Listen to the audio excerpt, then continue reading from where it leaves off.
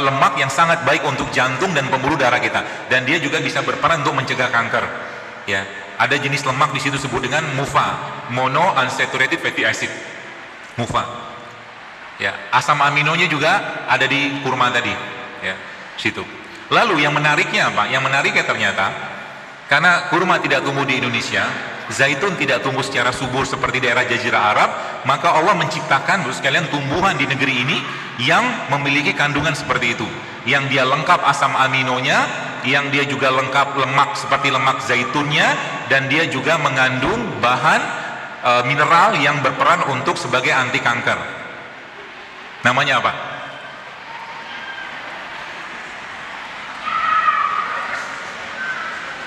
Namanya ini,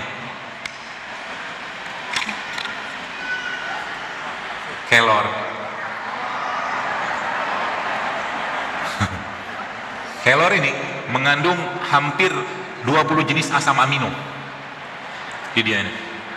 Dan asam amino adalah bahan baku badan kita. Gen kita itu bahan bakunya asam amino.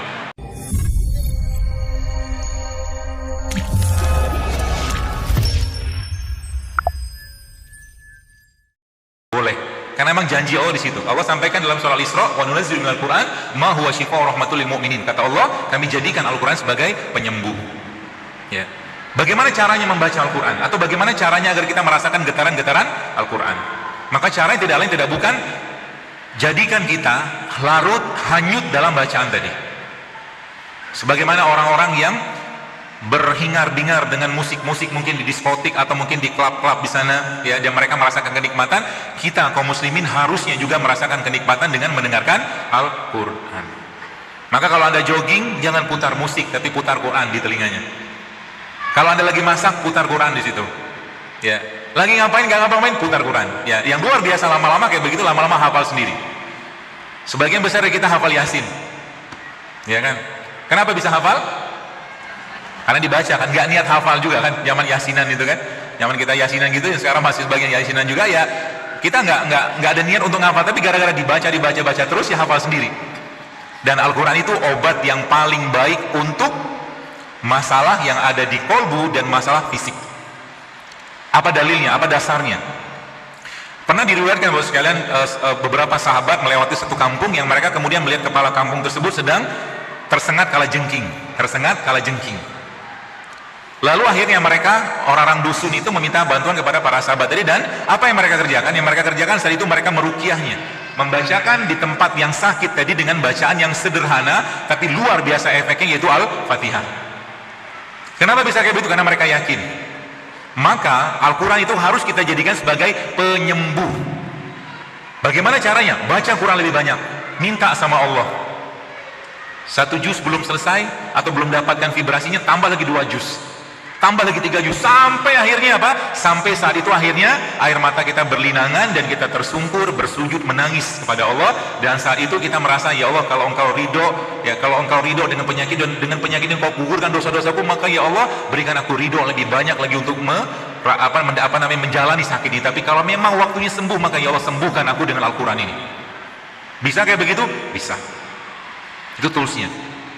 Ya, jadi kita harus dekat dengan Al-Quran.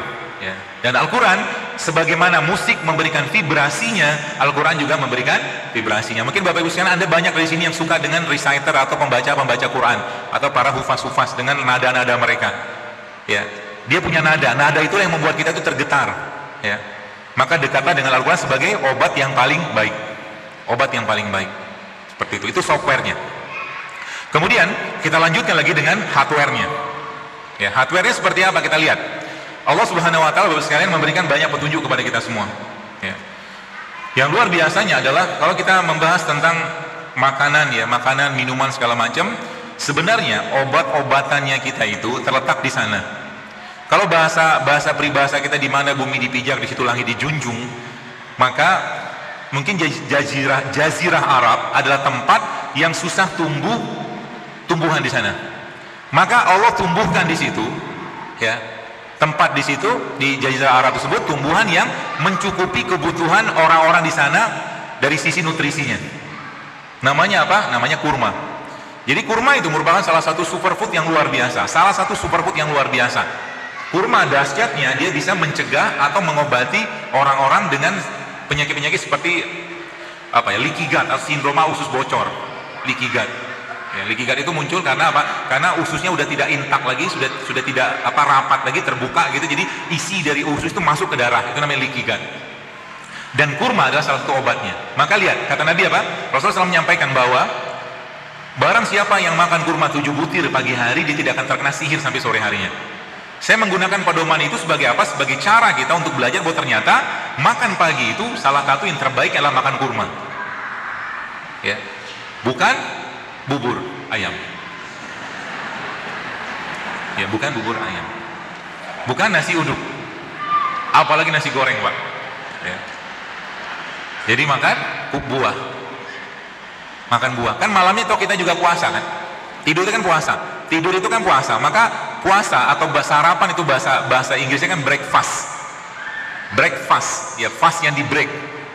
Maka pagi-pagi itu saat yang tepat untuk minum air, makan buah, ya, atau enzim-enzim yang tinggi seperti madu seperti itu, ya. Dan tidak perlu banyak makan di pagi hari. Jadi kalau Anda mau sehat, mulai sekarang pagi-paginya jangan banyak makan. Mau sehat kan?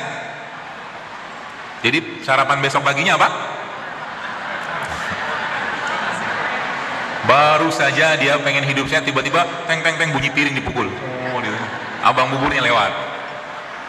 Ya. Baru saja hidup sehat, terus tiba-tiba temannya ngajakin bakso, mie ayam. Mie ayam sehat gak sih? Coba saya tanya deh, kita kuis dulu deh. Mie ayam tuh sehat gak? Sehat gak Pak? Saya ngomong gini takut, masih di depan banyak yang jualan.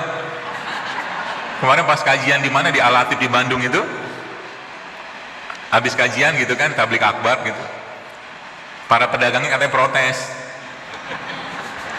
yang gorengannya gak ada yang beli gitu. Ya. Gorengan sehat gak? Susah banget ngomongnya. Susah maksudnya melepaskan mantan itu kan, mantan gorengan, mantan apa.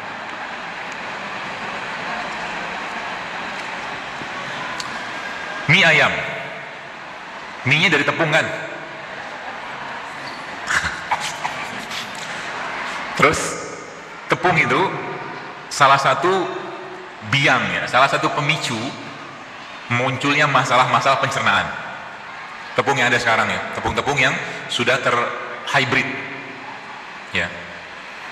Terus kita makannya sama sayur. Sayurnya masalah nggak? Masalah sebenarnya. Pestisida kan? Saya nanti khawatir ngomong begini ada pusing makan apa habis ini. Makanya kemarin pas kajian di Batam itu, subhanallah panitia bikin bazar sehat. Jadi masyarakat dikenalkan dengan makanan-makanan yang sehat. Tepungnya non gluten, gulanya diganti gula singkong. Kemudian di situ ada pempek, tapi pempeknya tidak pakai sagu, pakainya tepung singkong. Jadi banyak pilihannya. Ya, kalau mau sebenarnya. Ya. Jadi kalau nanti lama-lama orang nggak lagi makan gorengan, ya kenapa? Saya mungkin menduga salah satu penyebab banyak biang keroknya masalah-masalah kesehatan sekarang, ya, adalah terlalu banyaknya kita mengkonsumsi makanan-makanan yang bersumber dari trans fat. Trans fat itu dari gorengan salah satunya. Ya, dari gorengan salah satunya. Itu kan di mana-mana kan. Jadi kalau saya membayangkan kalau seandainya nih di daerah kawasan Jalan Ki Haji Nur Ali ini gitu kan, lebih banyak yang jual es tebu, buah, sayur, kunyit, jahe, mungkin Indonesia bisa sehat loh. Mungkin. Ya, harapannya sih begitu. Ya. Caranya gimana? Anda jangan beli. Nanti lama-lama kan dia tanya kan, "Bang, saya mau pamitan." Nggak beli lagi. Bilang gitu sama dia kan. Dia tahu kenapa gitu kan. Saya sudah ikut kajian. Terus dibilang kajiannya gimana? Jangan lagi makan gorengan gitu kan. Terus jangan boleh bikur. Tapi saran dari Dr. Zaidulnya, abang disuruh jualan buah. Kan kepikiran dia kan. Nanti besok Anda ke situ beli buahnya, bantu dia lagi. Ya, kalau mau. Mau nggak sih? Ya nggak mau juga nggak apa-apa sih. Kan judulnya dakwah tuh nggak boleh baper. Anda mau sehat, mau nggak sehat, Anda mau makan sehat, nggak sehat, toh kita akan bertanggung jawab sendiri-sendiri kok. Sudah dikasih tahu nggak sehat, masih juga makan, ya sudah silakan aja, nggak apa-apa. Saya nggak baper, serius. Ya. Yang nyesel nanti kita sendiri. Kemarin saya lihat ada ibu-ibu posting sempat saya baca di DM di Instagram. Dia cerita, dok kapok, dia bilang, kenapa? Dia cheating, kata dia cheating. Udah biasa hidup saya, tiba-tiba dia cheating, makan nggak sehat. Akhirnya berobat ke dokter, mual, muntah segala macam. Mual lah gitu kan, pusing segala macam dia bilang. Datang ke UGD atau ke dokter gitu, saya lihat fotonya gitu kan, foto dia datang ke klinik ya. Begitu. Ya, kalau tetap bandel, ya, kalau tetap bandel kayak begitu. Jadi tadi kita bicara kurma. Nah, kurma di sekali bisa dipakai untuk berbagai macam hal. Kalau bicara tentang di mana bumi dipijak, di situ langit dijunjung, maka tadi kita bicara tentang kurma. Kurma itu subhanallah salah satu makanan terbaiknya usus kita. Coba lihat, apa hikmahnya Allah menciptakan ada kurma basah, kurma kering, kurma mengkal, kurma sudah ranum gitu kan? Itu manfaatnya beda-beda. Kurma yang masih basah, ya, kurma mengkal itu kan, kita agak-agak keras tapi dia masih manis, itu sifatnya dia bisa membersihkan liver. Dia bisa membersihkan liver. Jadi kurma-kurma yang masih keras itu tapi sudah manis sebenarnya, dia dengan rasanya dia bisa membersihkan liver. Itu kurma seperti itu. Lalu kurma yang sudah lembut, ya, yang kita biasa makan di Ramadan itu, dia cocoknya untuk lambung.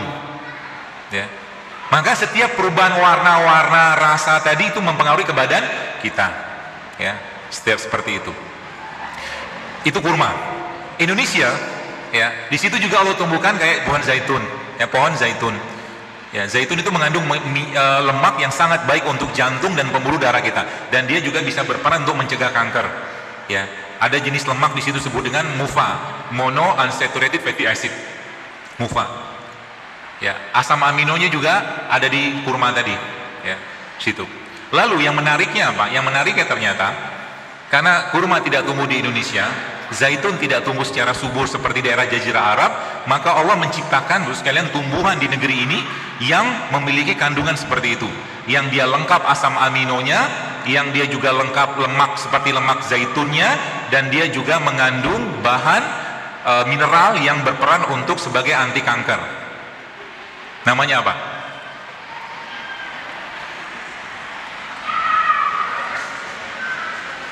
Namanya ini, kelor. Kelor ini mengandung hampir 20 jenis asam amino. Di dia ini. Dan asam amino adalah bahan baku badan kita. Gen kita itu bahan bakunya asam amino. Makanya ibu-ibu kalau maaf ketemu dengan anak-anak yang autis, kasih kelor. Kasih kelor. Dalam bentuk apa? Sayur boleh, kapsul begini boleh, ya, atau di blender juga boleh, ya, kelor. Kelor ini mengandung minyak yang sama kayak zaitun. Luar biasa. Saya tuh kadang-kadang semakin saya belajar kayak begini, saya semakin kagum dan semakin takjub dengan apa-apa yang Allah ciptakan. Bayangkan Pak Bu, hanya dengan bermodalkan minum serai gitu kan, tapi nggak makan lagi yang aneh-aneh, ada orang bisa bebas dari penyakit autoimunnya hanya bermodalkan minum serai. Artinya apa? Kalau bapak-bapak sekarang mau sedikit mengubah isi piringnya, isi gelasnya, Anda bisa dapat kesehatan yang jauh lebih baik. Pagi-pagi misalkan sukanya minum teh manis, ganti dengan teh serai misalkan. Pagi-pagi biasanya minumnya kopi sasetan, maaf, yang harga 500.000 itu saran saya jangan minum lagi lah itu. Ya, itu nggak tahu isinya apa. Sebagian besar mungkin wallahualam saya nggak tahu isinya, tapi kayak bau kopi udah nggak ada. Kita cuma minum gula doang di situ sama karbon. Ya, itu. Ganti dengan apa? Ganti dengan jahe. Anda bisa bikin jahe, ya, jahe yang dikeprek atau diiris-iris, ya. Lalu Anda masukin daun pandan, sudah cukup untuk sarapan pagi. Habis itu minum VCO 1 sendok, sudah cukup untuk aktivitas sampai siang. Cukup, insya Allah cukup. Makan buah sedikit. Itu sarapan namanya. Ibu-ibunya juga dikasih bapak-bapaknya sarapan enzim pagi-pagi. Anda bikin sayuran gitu kan, sayuran mungkin ada tomat, ada timun, ya, ada mungkin brokoli, ya. Lalu cincang-cincang atau dipotong-potong kecil, kasih jeruk nipis, kasih madu, kasih lada sedikit, kasih zaitun. Sudah jadi salad, sarapan. Ya kan?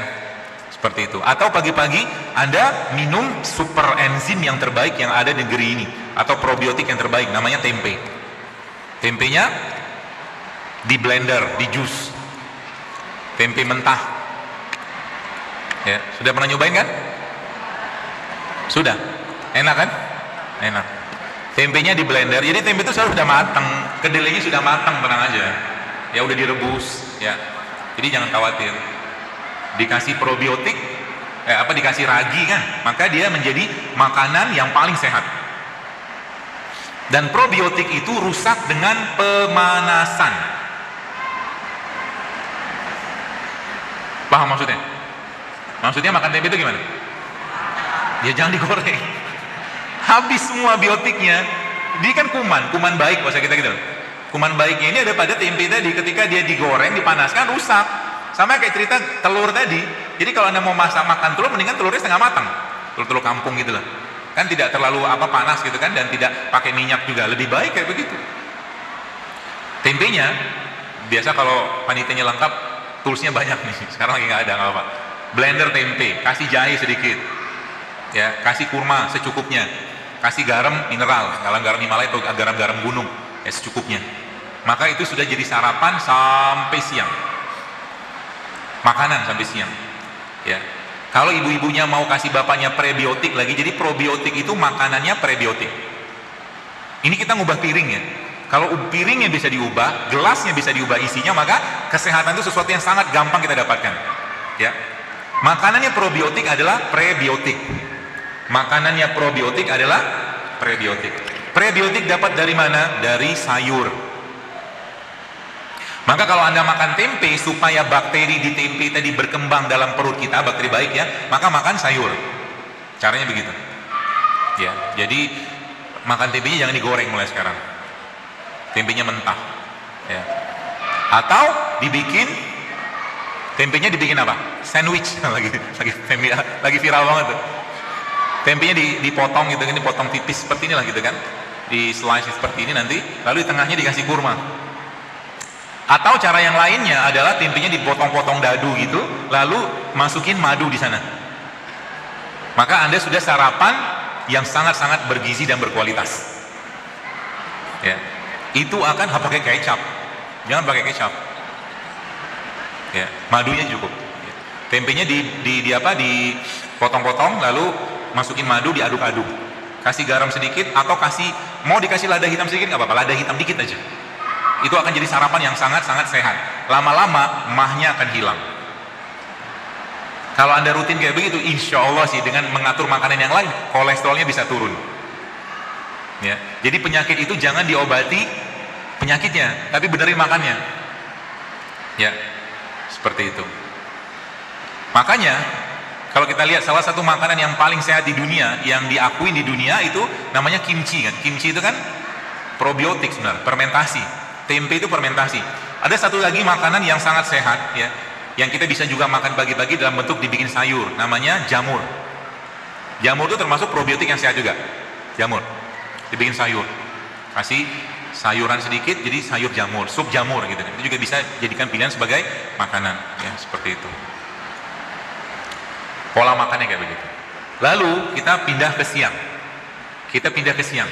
Jadi kalau nanti tiba-tiba muncul rasa lapar, ya, biasanya kan lapar, ya, Anda harus siapin snack box.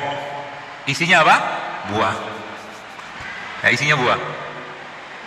Kalau menggunakan pola, saya pernah cerita, ini buatan ya, ada istihadnya guru saya, itu dia cerita tentang, subhanallah, ternyata Abasa itu, surat Abasa itu kalau kita tadaburi lebih detail, maka isi piring kita bisa dibagi dari surat Abasa itu. Bisa dibagi dari surat Abasa itu. Isinya seperti apa? 4/6-nya adalah sayur dan buah. 4/6 isi piring kita. 1/6-nya biji-bijian. Biji-bijian ya. Lentils seperti itulah, biji-bijian, kacang-kacangan yang sehat. Kemudian 1/6-nya baru masuk protein. Kalau mau menggunakan pola itu. Ini cara yang gampang sebenarnya. Jadi Bapak Ibu kalau sekarang Anda mau punya badan yang jauh lebih sehat, salah satu saran saya adalah kurangilah makan nasi putih. Kurangi makan nasi putih. Jadi kalau tetap pengen makan nasi putih nggak apa-apa, makan aja tapi 1 sendok makan aja. Kok ketawa? Insya Allah kita tetap akan hidup. Tenang aja. Karena kita bukan butuh nasi putihnya, kita butuh karbohidratnya sebenarnya. Cuman kita udah familiar dengan nasi putih, dan kalau Anda sudah biasa kayak begini, maka nanti Anda bisa makan bubur ayam. Mau saya ajarin makan bubur ayam? Caranya nanti Anda beli bubur ayam, beli kuahnya kan, lalu minta dibanyakin sayurnya. Sayurnya itu kan sayur bawang, daun seledri gitu kan. Nah, penuhin aja satu piring itu. Lalu kasih sambal. Itu jauh lebih sehat daripada bubur ayam biasa. Namanya tadi apa? Sup. Sup bubur ayam. Anda bayangkan dulu sekarang. Kenapa kita sekarang banyak banyak generasi kerupuk? Banyak orang yang bermental kerupuk karena kebanyakan makan kerupuk kali ya. Maksudnya generasi kerupuk itu apa? Generasi yang susah banget disuruh bangun malam. Itu generasi kerupuk. Jadi nggak usah kita cerita, misalkan nanti suatu hari kelak ada perintah jihad dari pemimpin kaum muslimin, misalkan boro-boro, ya. Mau gimana mau perintah jihad, bangun malam aja susah. Mau gimana mau jihad kalau baca Quran satu lembar yang nggak bisa sehari? Kenapa? Makanan mempengaruhi perilaku. Kalau Anda makan sehat, perilaku kita pasti bagus. Itu kata kuncinya. Kalau Anda sudah mulai terbiasa dengan produk ciptaan Allah, ya, produk ciptaan Allah maksudnya sesuatu yang Allah ciptakan di atas tanahnya, ya, mendapatkan mataharinya, maka sehat. Pasti sehat. Buah sayur gitu kan. Bahkan kalau makan durian, boleh nggak makan durian? Durian bagus nggak? Bagus. Tapi tidak makan satu buah durian. Satu potong, 2 potong, 3 potong, oke lah. Bukan satu. Ya, habis makan durian, bijinya direbus. Karena biji durian itu mengandung kolagen yang bagus untuk tulang. Gitu. Luar biasa kan? Allah itu menciptakannya. Ya. Maka sebenarnya kalau saya pribadi ya disuguhin durian, kalau ada di situ misalkan biji durian yang sudah matang, saya lebih milih biji durian daripada dagingnya, karena lebih sehat biji durian. Gitu, ya. Kalau es durian gimana? Masalah nggak? Kalau sudah makanan harian gitu susah banget gitu Anda menyalahkan itu masalah gitu ya. Susah lepas dari mantan. Ya, biji durian. Lalu sekalian menggunakan pola itu ya, pola-pola 4/6-nya sayur, ya 1/6-nya biji-bijian, 1/6-nya protein. Ya, baru nanti makan tuh. Nanti malam. Jadi kalau Bapak Ibu pengen sehat, mulai sekarang jangan biasakan makan malam. Ya. Kebayang nggak makan nasi goreng malam-malam? Ya udah nggak sehat. Tubuh yang harusnya istirahat, tapi gara-gara makanan masuk tubuhnya akhirnya kerja keras. Seperti itu. Maka malam bukan waktu yang tepat untuk banyak makan. Kalau tetap pengen makan, maka balik-baliknya ke buah. Ya. Tips saya kalau di rumah, ya, salah satunya adalah memenuhi kulkas saya dengan buah. Atau paling gampang lagi kalau Bapak Ibu mau lebih simpel, isi aja kulkasnya dengan pare. Jadi ketika muncul hasrat pengen makan gitu kan, buka kulkas pare, batal makan, gak jadi makan. Itu lebih baik. Ya. Kan godaan selalu di mana-mana ada kan. Lihat kulkas ada banyak inilah, nugget lah, sosis segala macam. Aduh. Ya. Dan jangan tanya dokter makannya apa. Jika banyak orang tanya dokter makanannya apa sih gitu kan. Saya itu nggak terlalu antusias dengan makanan, serius. Ya. Kenapa? Kalau udah kita menetapkan makan paginya begini, makan siang begini, makan malam begini, dunia lagi. Kita tuh mukmin muslim itu sekalian. Makanya ada apa yang ada dimakan tapi tentu sehat gitu kan. Cukupnya, nggak usah berlebihan. Kayak pagi-pagi kadang-kadang cuma minum air putih, kadang-kadang cuma minum zaitun, ada minum madu, nggak terlalu banyak yang dimakan. Kadang makan buah sedikit selesai. Nggak ada ribet urusan makanan. Ya. Sehingga nanti apa? Cukup kita makan hal-hal sederhana tapi minta sama Allah, ya Allah berkahi makananku ini sehingga aku bisa beribadah, bisa bekerja, bisa mencari nafkah untuk keluarga. Selesai.